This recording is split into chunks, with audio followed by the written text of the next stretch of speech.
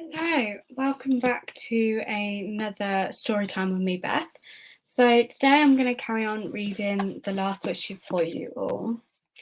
We're about halfway through A Question of Price, Chapter 2. So let's get started. Oh yes, Calanthe smiled, but green sparks lit up her eyes.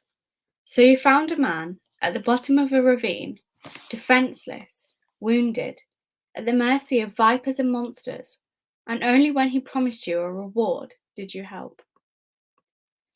And if he didn't want to, or couldn't promise you something, you'd have left him there. And to this day, I wouldn't know where his bones lay. How noble. No doubt your actions were guided by a particularly chivalrous vow at the time. The murmur around the hall grew louder. And today you come for your reward, urchin, continued the Queen, smiling even more ominously. After 15 years. No doubt you were counting the interest accrued over this period. This isn't the dwarves' bank, urchin.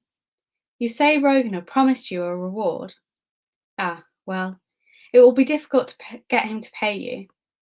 It would be simpler to send you to him, into the other world, to reach an agreement over who owes what. I loved my husband, too. Urchin, to forget that I could have lost him then, 15 years ago, if he hadn't chosen to bargain with you. The thought of it arouses rather ill feeling towards you. Masked newcomer, do you know that here in Sintra, in my castle, and in my power, you are just as helpless as close to death as Rogner was then, at the bottom of the ravine? What will you propose? What price? What reward will you offer, if I promise you will leave here alive? The medallion on Geralt's neck twitched. The Witcher caught Malsac's clearly uneasy gaze. He shook his head a little, and raised his eyebrows questioningly. The Druid also shook his head, and with a barely perceptible move of his curly beard, indicated Urchin. Geralt wasn't sure. Your words, your Majesty, called Urchin, are calculated to frighten me, to kindle the anger of an honourable gentleman gathered here, and the concept of your pretty daughter, Pavetta. But above all, your words are untrue, and you know it. You accuse me of lying like a dog. An ugly grimace crept across Calanthe's lips. You know very well, your Majesty, the newcomer continued, adamantly. What happened in Erlenwald, you know Rogner once saved, vowed of his own will to give me whatever I ask for. I call upon everyone to witness my words. When the king, rescued from his misadventure, reached into his retinue, he asked me what I demanded, and I answered. I asked him to promise me whatever he had left at home, without knowing or expecting it. The king swore it would be so, and on his return to the castle, he found you, Calanthe, in labour. Yes, your Majesty, I waited for 15 years, and the interest on my reward has grown. Today, I look at the beautiful Pavetta and see that the wait has been worth it. Gentlemen and knights, some of you have come to Sintra to ask for the princess's hand. You have come in vain. From the day of her birth, by the power of the royal oath, the beautiful Pavetta has belonged to me. An uproar burst forth among the guests.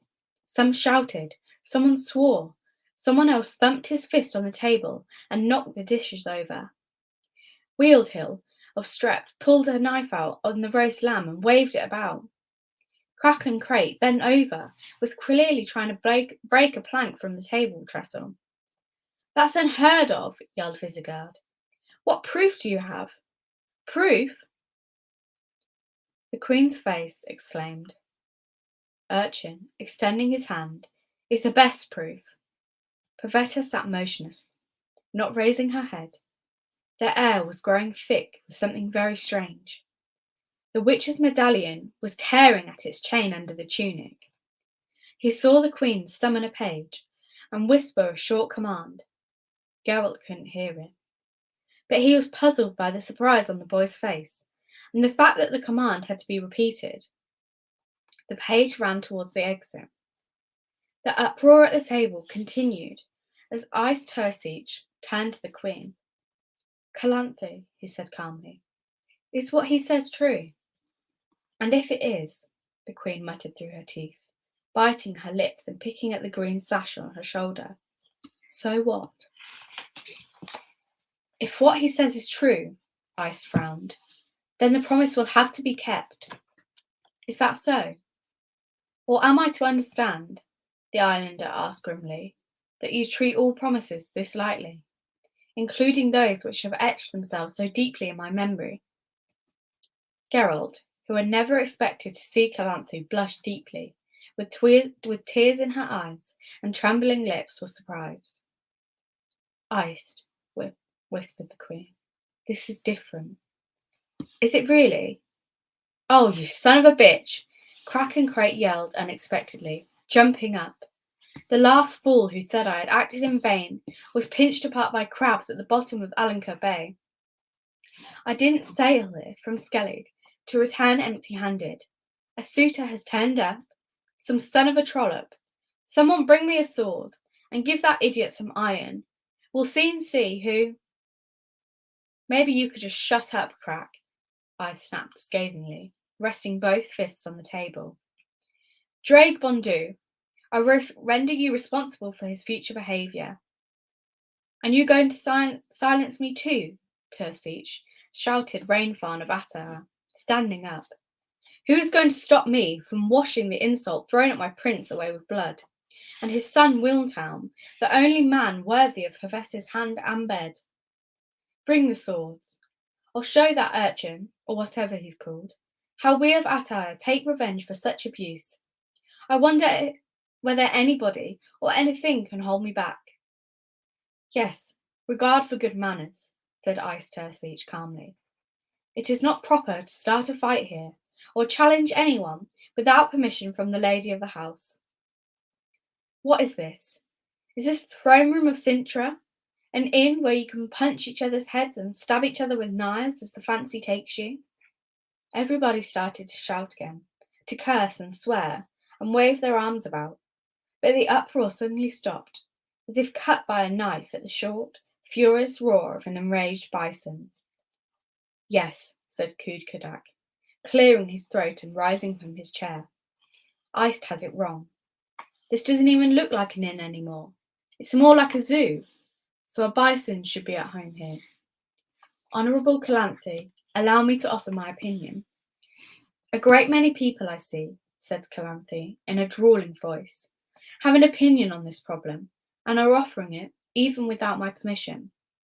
Strange that you aren't interested in mine, and in my opinion, this bloody castle will sooner collapse on my head than I give my Pavetta to this crank. I haven't the least intention—" "Rognar's oath," Urchin began, but the Queen silenced him, banging her golden goblet on the table.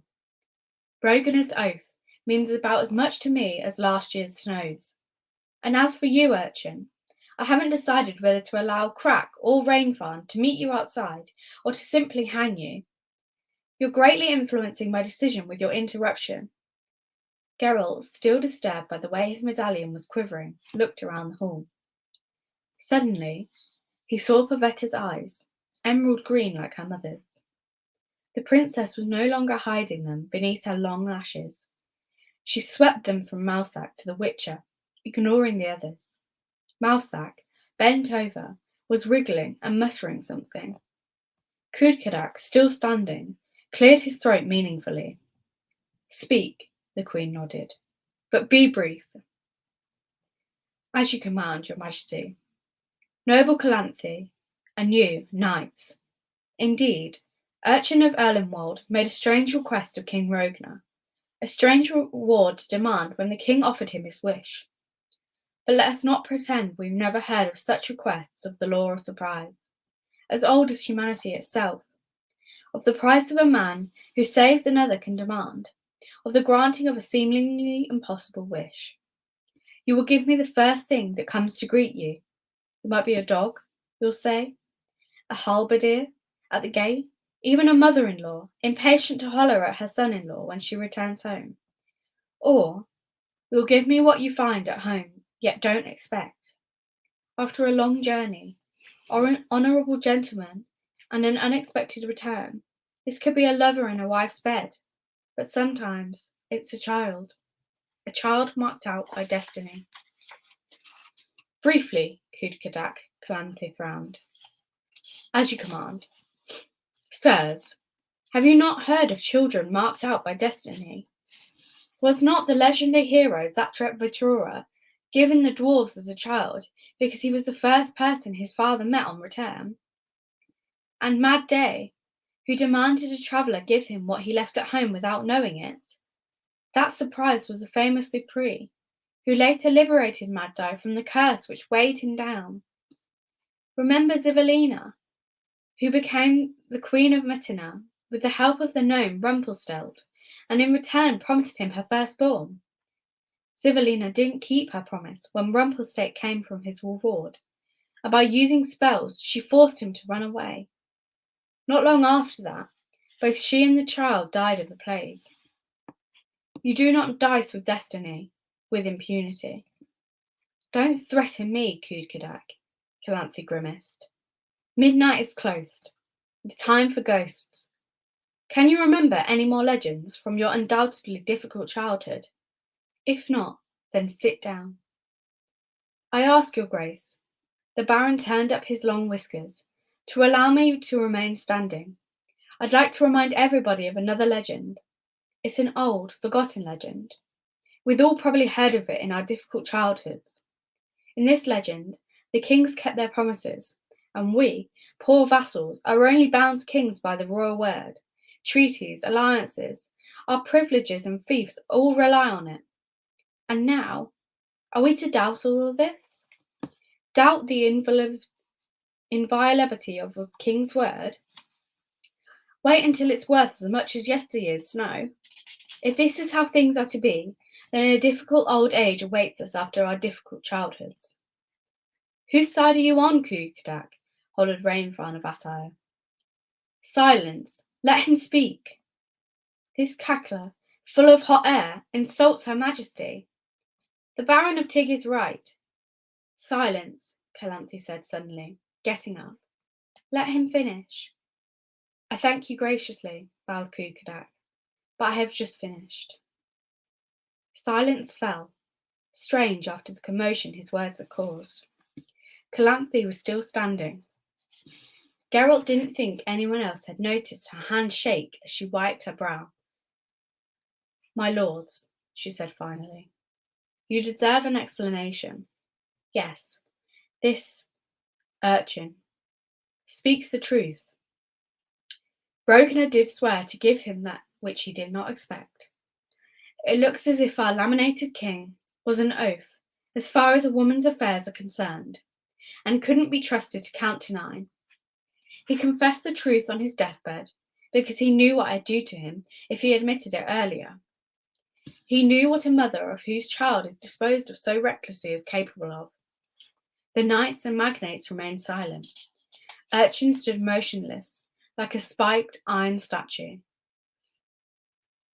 And Kukadak, continued Calanthe.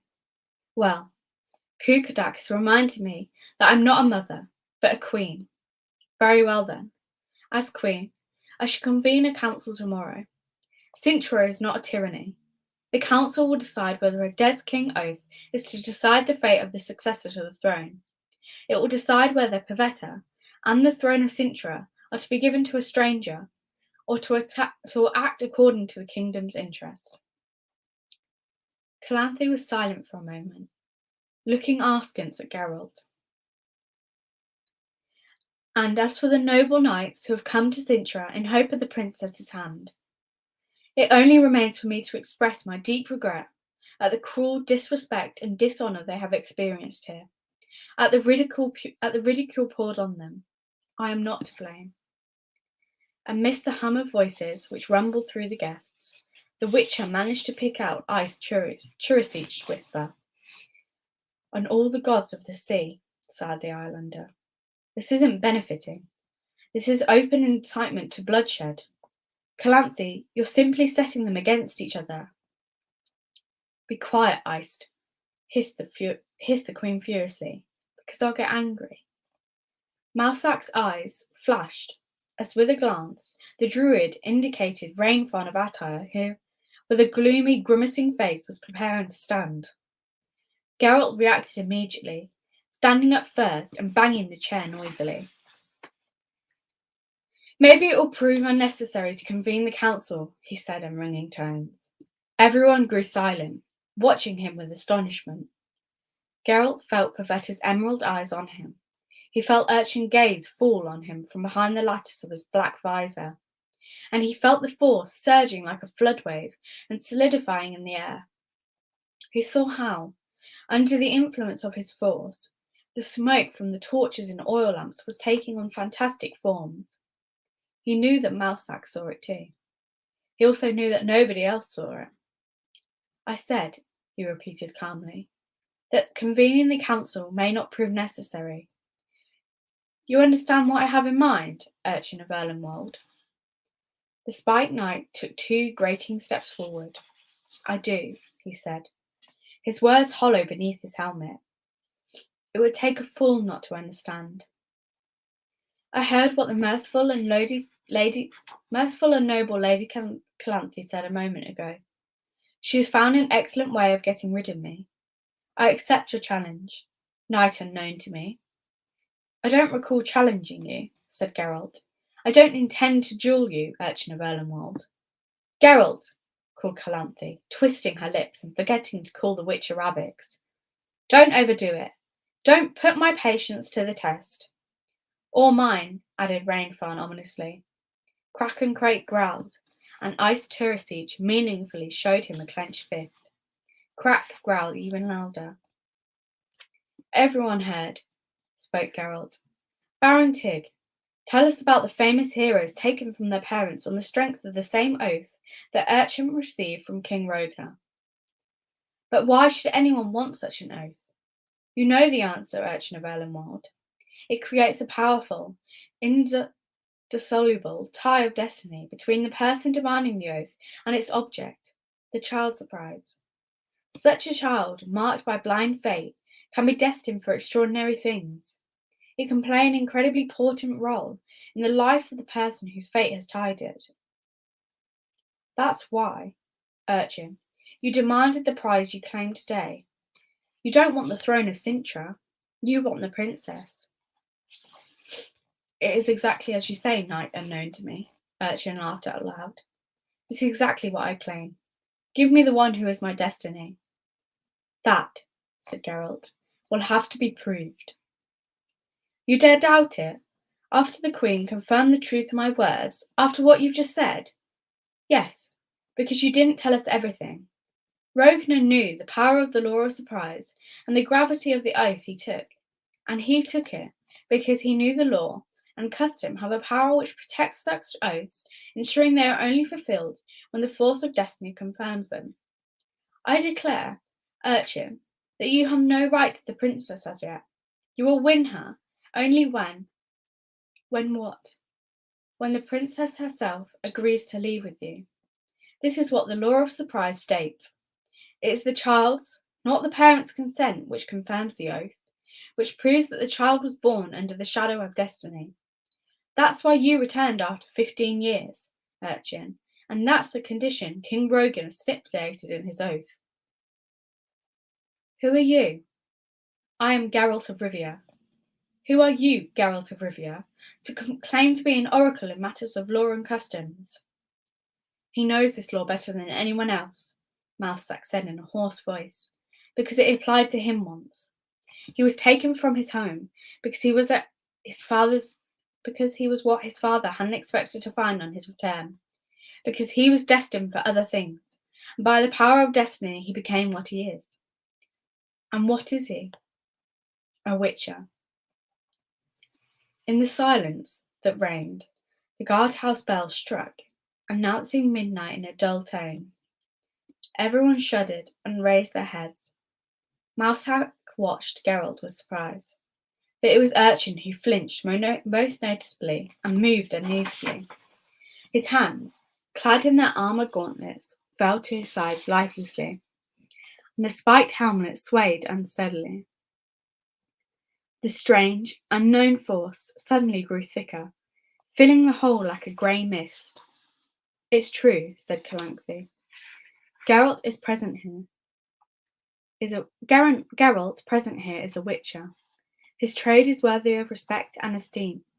He has sacrificed himself to protect us from monsters and nightmares born in the night, those sent by powers ominous and harmful to man. He kills the horrors and monsters that await us in the forests and ravines, and those which have the audacity to enter our dwellings. Urchin was silent.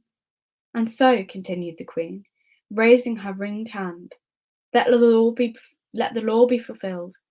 Let the oath which you, Urchin of Erlenwald, insist should be satisfied, be satisfied. Midnight has struck. Your vow no longer binds you.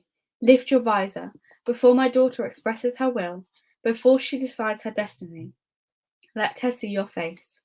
We all wish to see your face." Urchin of Erlenwald slowly raised his armoured hand, pulled at the helmet's fastenings, grabbed it by the iron horn, and threw it against the floor with a crash.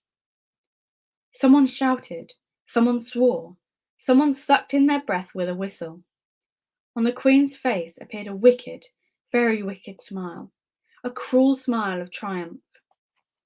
Above the wide, semicircular breastplate, two bulbous, black button eyes looked out. Eyes set to either side of a blunt, elongated muzzle covered in reddish bristles and full of sharp white fangs. Urchin's head and neck bristled with a brush of short, grey, twitching prickles. "This is how I look," spoke the creature, "which you well knew, Calanthe. Rogner, in telling you of his oath, wouldn't have omitted describing me. Urchin of Ellenwald, to whom, despite my appearance, Rogner swore his oath. You prepared well for my arrival, Queen. Your own vassals have pointed out your haughty and contemptuous refusal to keep Rogner's word.